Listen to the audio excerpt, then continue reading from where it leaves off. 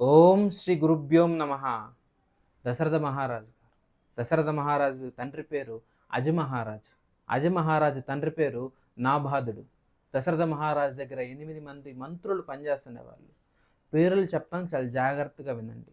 దృష్టి, జయంత్రుడు, విజయుడు, సిద్ధార్థుడు, అర్ధసారథకుడు, అశోకుడు, యంత్రపాలుడు, సుమంత్రుడు. కోసల రాజ్యం అయోధ్య నగరంలో దశరథ మహారాజు గారు ఉండేవాళ్ళు. దాని యొక్క క్యాపిటల్ సాకేతపురం, సరయు నది ఒడ్డున ఉండేది. దశరథ మహారాజు గారికి 3 భార్యలు, కౌసల్య, సుమిత్ర, కైకేయి. కోసల దేశపు రాజు అయిన భానుమంతుడి కుమార్తె కౌసల్య, కేకాయి దేశపు రాజు అయిన అశ్వపతి కుమార్తె కైకేయి. దశరథ మహారాజు గారికి సంతానం కలక్కపోవడంతో సుమంతుడు వచ్చి అశ్వమేధ యాగం, అదేవిధంగా పుత్రకామిష్టి యాగం చేయాలనే కోరతాడు.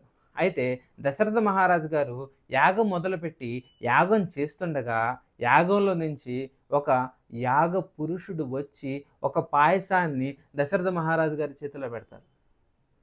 పాయసం తీసుకున్న దశరథ మహారాజు గారు 50% ఆఫ్ ద పాయసం కౌశల్యదేవి గారికి ఇస్తారు. మిగిలిన 50%లో 25% సుమిత్రకి ఇస్తాడు. మిగిలిన 25%లో 12.5% కైకేయికి ఇస్తాడు. అదేవిధంగా రిమైనింగ్ 12.5% మళ్ళీ సుమిత్రకి ఇస్తాడు. ఇలా కౌసల్యాదేవి గారికి రాముడు జన్మిస్తాడు. సుమిత్రకి లక్ష్మణుడు, శత్రుఘ్నుడు జన్మిస్తాడు. కైకేయికి భరతుడు జన్మిస్తాడు. శ్రీ మహావిష్ణు అంశతో శ్రీరాముడు జన్మిస్తాడు. ఆదిశేషుని అంశతో లక్ష్మణుడు జన్మిస్తాడు. శంఖం అంశతో భరతుడు జన్మిస్తాడు. చక్రం అంశతో శత్రుఘ్నుడు జన్మిస్తాడు.